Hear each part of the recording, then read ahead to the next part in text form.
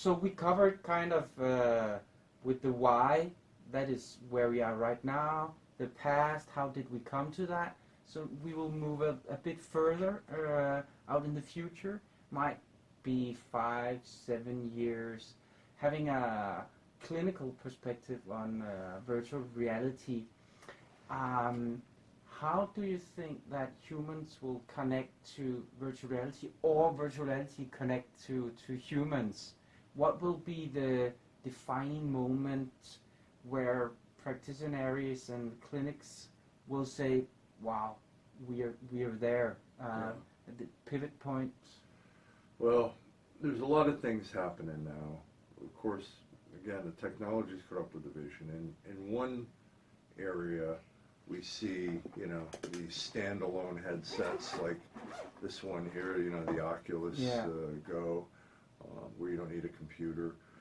All the rendering, all the computing is going on the headset. That technology is going to continue to evolve. It'll be like a virtual reality iPod. And that is going to break down a massive barrier to adoption in clinical work, because when a clinician can open up their desk drawer and pull out a headset and give it to a client and not have to worry about any real deep level of complexity to use the system, that's where you're going to start to see more adoption. Before that happens, these things are going to start finding their way into people's homes more regularly. Now, I think a lot of times you read articles about VR, and they're written from a perspective of like the game industry. Yeah. And you hear people will write, VR's star is fading, or VR will never become mainstream. Well, they're operating from the perspective of, if it doesn't make it in the game industry, there's never going to be any use for it. And that's really short-sighted. I mean, I wish all my friends and colleagues in the game industry success, and that you finally make money with this stuff, or create really good art that's engaging and compelling that people want to interact with. But VR should not be judged by how well it financially is successful in the game industry. We have all the technology we need pretty much right now to do really good work in the clinical area, in mental health, in rehabilitation, in areas of medicine, where whether it succeeds as the next platform for gaming or not is less relevant. We have it now. So what I'm predicting is that in the next couple of years, these things, are going to be like toasters. Every home is going to have one, where they use it like a toaster. You don't use it every day, but every house got one. And people will become more familiar, and they'll start to find activities that they really like, whether it's tourism, whether it's exploring a Van Gogh painting by flying through it, or games, or whatever it is.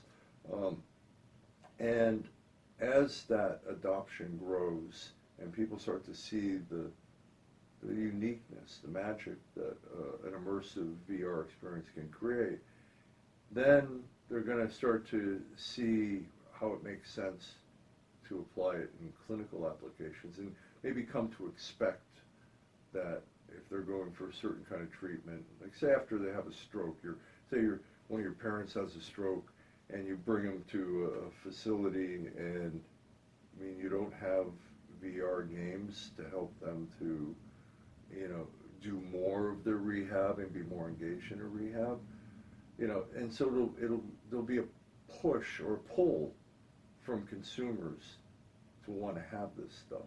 And so between the advances in the technology, the lower costs, the less complexity, and the public awareness of the magic of VR, I think they're all going to come to a point where people are going to expect that these are going to be things that ease the burden of care and make a difference for people, whether it's in pain distraction, whether it's in physical therapy, PTSD, anxiety disorders, addiction.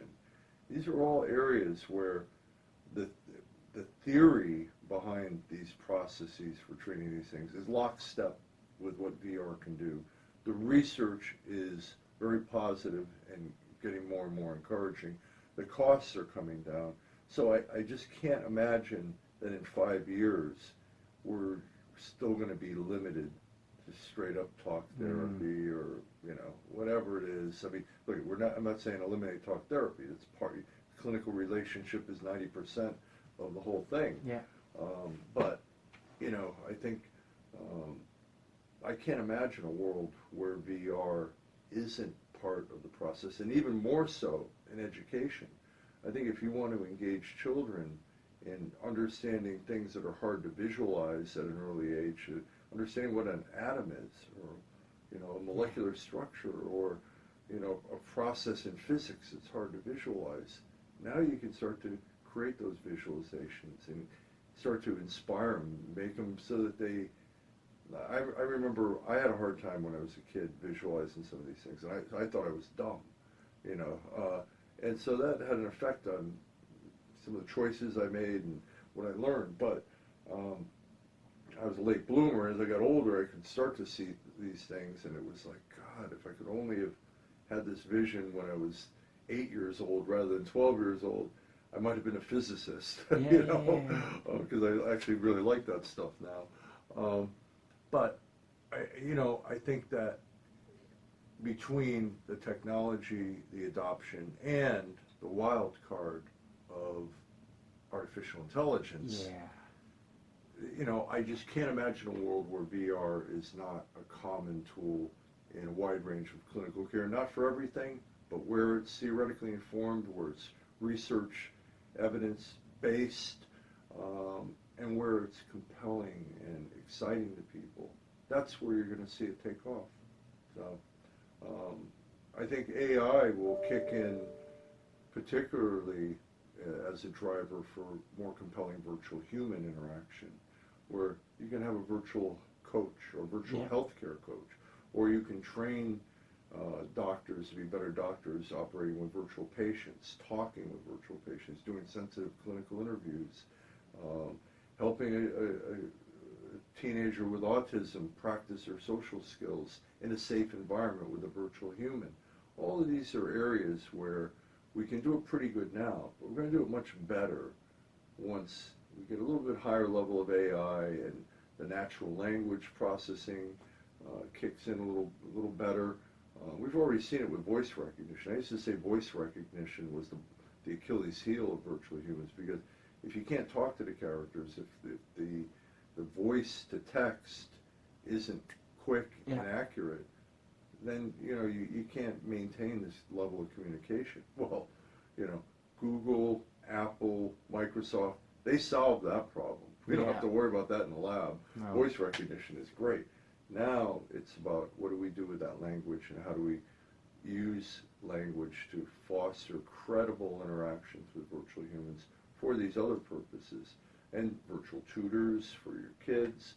You know, and I'm not saying that we want to eliminate the human touch here, you know, but we want to fill in the gaps where there's never going to be enough humans to provide that touch.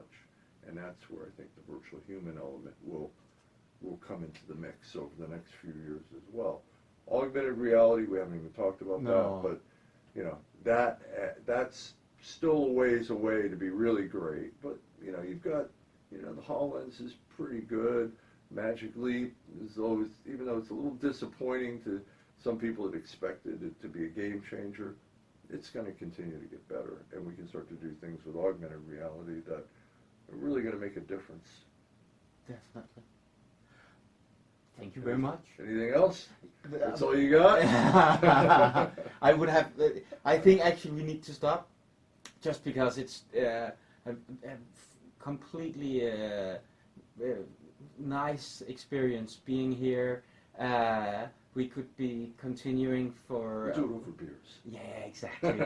and then we'll see what happens.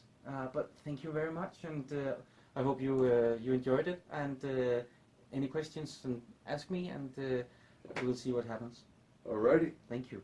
Cool. Glad you're here.